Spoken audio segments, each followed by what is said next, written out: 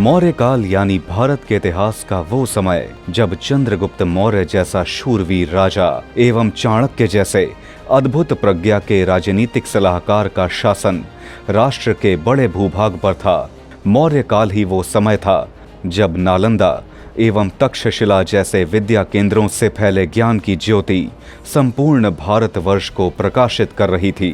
मौर्य साम्राज्य अपने समय के सबसे बड़े साम्राज्यों में से एक था और जो कि 50 लाख वर्ग किलोमीटर से भी अधिक क्षेत्रफल में विस्तारित था। कलिंग को छोड़कर मौर्यों ने शेष भारतीय उपमहाद्वीपों पर शासन किया था।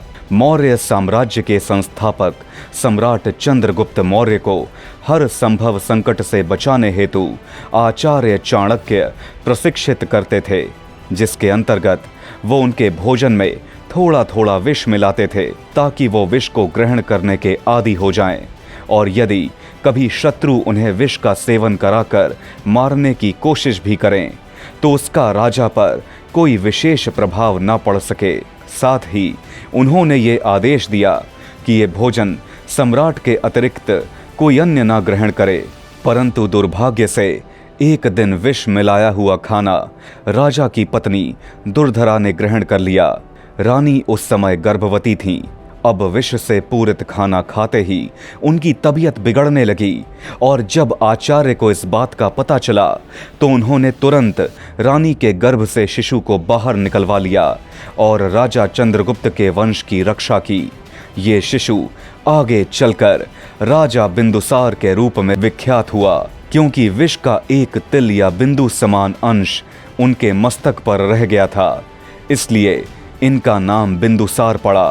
320 ईसा पूर्व पाटलिपुत्र में जन्मे इस महान शासक के जन्म को लेकर मतभेद है। कुछ विद्वानों के अनुसार इनका जन्म 340 ईसा पूर्व माना गया है। इतिहास में बिंदुसार को महान पिता का पुत्र और महान पुत्र का पिता कहा जाता है, क्योंकि वो चंद्रगुप्त मौर्य के पुत्र और महान सम्राट अशोक के पिता थे।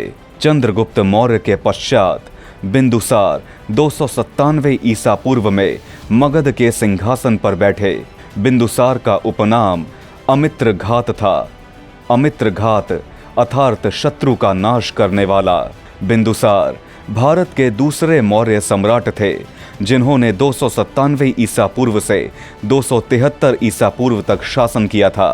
प्रसिद्ध भारतीय शिक्षक, अर्थशास्त्री और दार्शनिक चाणक्य, जिन्हें भारत में राजनीति विज्ञान और अर्थशास्त्र का अग्रणी माना जाता है, वो भी बिंदुसार के मुख्य सलाहकार रहे थे।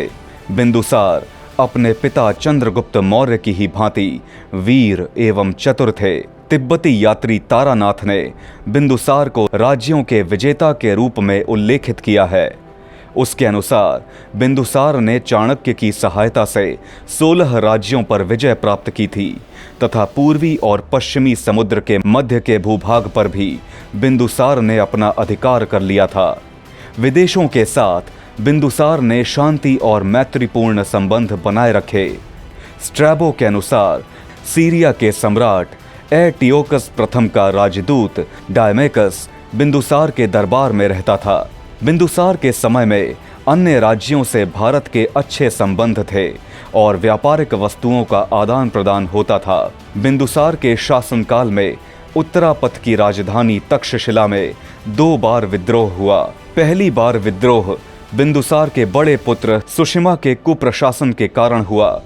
दूसरे विद्रोह का कारण अज्ञात है, पर उस विद्रोह को बिंदुसार के पुत्र अशोक ने दबा दिया। बिंदुसार एक शक्तिशाली एवं योग्य शासक थे।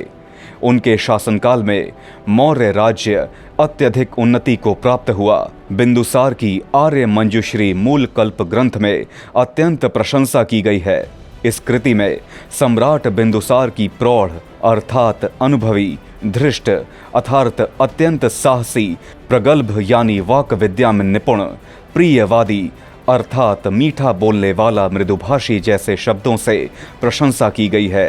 पुराणों के अनुसार बिंदुसार ने 24 वर्ष तक, तो वहीं महावंश के अनुसार बिंदुसार ने 27 वर्ष तक राज किया। बिंदुसार की मृत्यु के समय को लेकर मतभेद है। कुछ विद्वानों ने बिंदुसार की मृत्यु तिथि ईसा पूर्व 272 मानी है, तो कुछ विद्वान ये मानते हैं कि बिंदुसार की मृत्यु ईसा पूर्व 270 में हुई थी। सम्राट चंद्रगुप्त मौर्य के बाद सम्राट बिंदुसार ने जिस कूटनीति एवं शौर्य पूर्वक राष्ट्र शासन किया, उसने सम्राट अशोक को महान शासक बनने की नींव प्रदान की। भारत समन्वय परिवार की ओर से इस महान शासक को सादर नमन।